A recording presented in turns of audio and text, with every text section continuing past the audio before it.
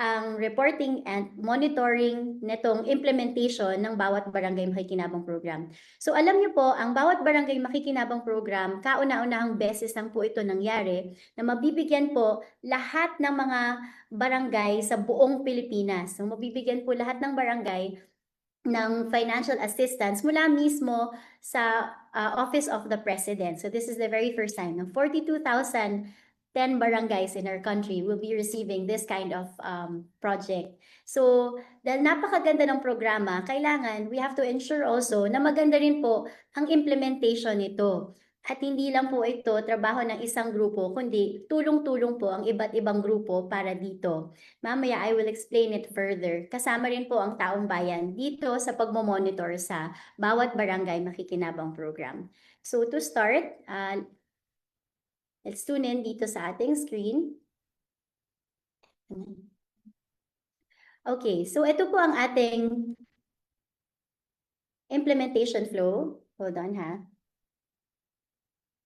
This is the same one.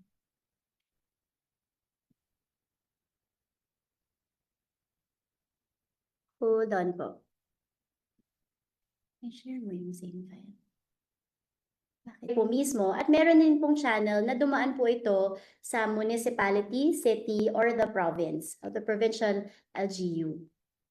So, pagkatapos po niyan, pag naibigay na po sa barangay, dito po yung implementation para maibigay sa ating mga scholars at para ma-implement dun sa chosen project po natin, dito na po magsisimula yung monitoring. Pero unang-una sa lahat, dun sa fund release. So kapag dumaan po ito sa ibang channel at hindi dumiretso sa barangay, halimbawa dumaan po ito sa province or sa city or municipal LGU, how do we ensure na nakarating po ang 200,000 dun sa barangay mismo? Meron po tayong attestation mula sa ating mga local liga chapters. At ito pong attestation na to is verified by the C or MLGOO or field officer dun sa mga nasabing munisipyo or syudad. Ito po ang template ng ating attestation. Dito po sa attestation natin to be submitted by the local liga chapter or municipal city liga chapter, dito po ilalagay ng ating mga punong barangay, kanilang barangay name, name ng barangay captain, ang petsa kung kailan nila natanggap ang 200,000 pesos at ang kanilang lagda. So this is to ensure na bawat barangay ay natanggap po nila ang 200,000 pesos to begin with. And this will be verified again by the C or MLGOO. Pagkatapos niyan, ipapasa po nila ang local or municipal or city liga chapter, ipapasa po ito sa provincial liga chapter. The provincial liga chapter will pass it to the national liga office. Pagkatapos niyan, so halimbawa na sabi po natin na nasa barangay na po ang 200,000 pesos. Now, how do we monitor the implementation of the program? So ito po yung overview ng monitoring process po natin. Isa-isahin po natin. Magsisimula po ang ating monitoring or reporting, of course, sa ating punong barangay. Ang punong barangay po natin ay magsusumite ng financial utilization report. Ipapasa po ng barangay ang financial utilization report. So pag nakompleto po nila ang financial utilization report, ipapasa po nila ito sa higher LGU, may it be the city or the municipal LGU. At lagi pong naka-copy furnish dito ang local Liga chapter, which is the municipal or city Liga chapter, at ang DILG doon sa area na yon, so city or the MLGOO or kung sino yung field officer po doon sa naturang lugar. Ito po ang QR code ng ating financial utilization report. This was also shown by Director Rhea a while ago. Ito po ang itsura niya. So ikukompletuhin po yan at yan po ang ipapasa. Ngayon, kapag napasa na po niya doon sa mayor, na-copy furnish din po niya ang local Liga chapter and ang local DILG chapter, ang mayor naman po, ipapasa po ito, or ang municipal or city LGU, ipapasa po ito sa probinsya. Okay, after that, kapag naman po nandun na po sa probinsya, ipapasa po ng probinsya doon sa doon sa Office of the President through the Office of the Executive Secretary. Para naman po sa HUCs and ICC, since wala silang supervisory na probinsya, ipapasa na po nila diretsyo sa Office of the President through the Office of the Executive Secretary. So, ganyan lang po lahat. And bawat papasahan po, lagi pong may copy furnish doon sa local Liga chapter at doon sa DILG office, doon sa lugar na yon. If it's the municipality, it's the Municipal Liga chapter and the Municipal DILG office. At kapag sa probinsya naman, doon po sa Provincial Liga chapter at sa Provincial DILG office. After po niyan, ipapasa po ito sa regional office ng DILG.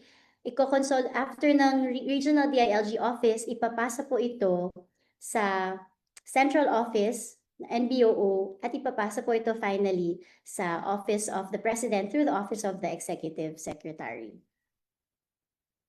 So, yun po. I hope clear po yung direction ng lahat. So, basically, I think balikan po natin yung flowchart.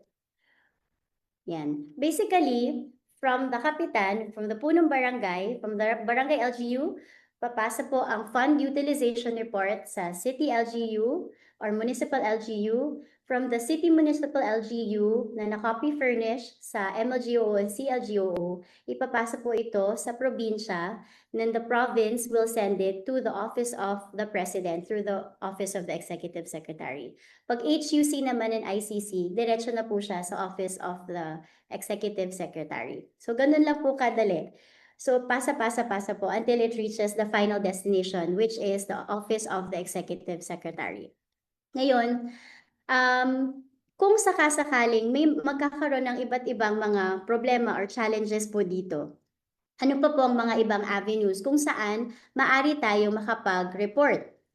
So, ang monitoring po kasi ay nakaatas po sa DILG, ganun din po sa Liga ng mga Barangay, and the Office of the Executive Secretary will also be part of supervising all of this and monitoring. Pero kasama rin po dyan ang taong bayan. So, maaari din po silang mag-report at magsabi ng mga kung ano man mapapansin nila dito sa proyektong ito. So, doon naman po sa parting to, meron po tayong grievance channel na ginawa. Meron po tayong email na bawat barangay makikinabang helpdesk@gmail.com at meron din po tayong hotline number. Both of these were mentioned by Director Rhea a while ago. So, pakikopya na lang po ito para hindi po natin makalimutan. But all of these also are posted on the Liga ng mga Barangay Facebook page. At paulit-ulit po natin itong ipopost para sa information po ng lahat. Aside from the email and the hotline number, meron din po tayong private Facebook group para sa mga barangay. Halimbawa, nagka-problema po yung mga barangay or meron po silang mga questions or katanungan, gumawa po tayo ng private Facebook group para sa mga barangay. Ito po ay ang LNB Pilipinas Private Community. Maari po tayong magbigay ng mga concerns po natin dito. Kung hindi po sila maka-diretso in the other channels, maari po dito nilang sabihin ang kanilang concerns. Ito pong private community po natin na ito, we will be issuing, the Liga ng mga Barangay will be issuing an LNC na ipapadala sa mga local Liga chapters at ipapadala ng mga local Liga chapters sa mga barangay.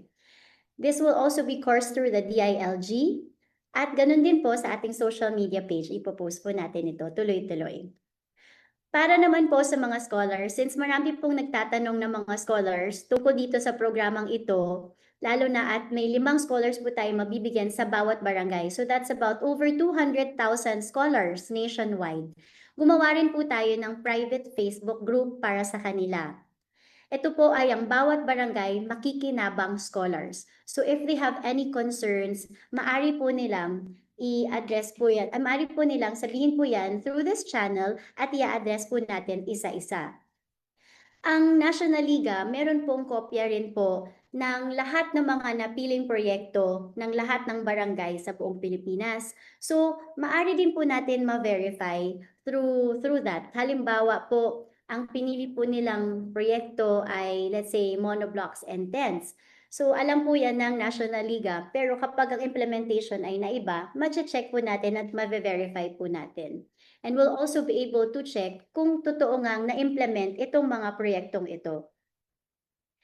So, ito pong scholarship, yung mga scholars po natin na private Facebook group, maglalabas din po tayo ng LNC para dito. At i-coordinate din po natin to sa DILG. We'll be posting it also on our social media pages at we'll also coordinate this sa ating Sangguniang Kabataan. So, ang SK po natin ay will be the ones also to send this information sa lahat ng mga local SK chapters po natin sa Pilipinas. And through also the help of the National Youth Commission. At huling-huli, gusto ko pong i-share itong quote na ito. When people work together, great things happen.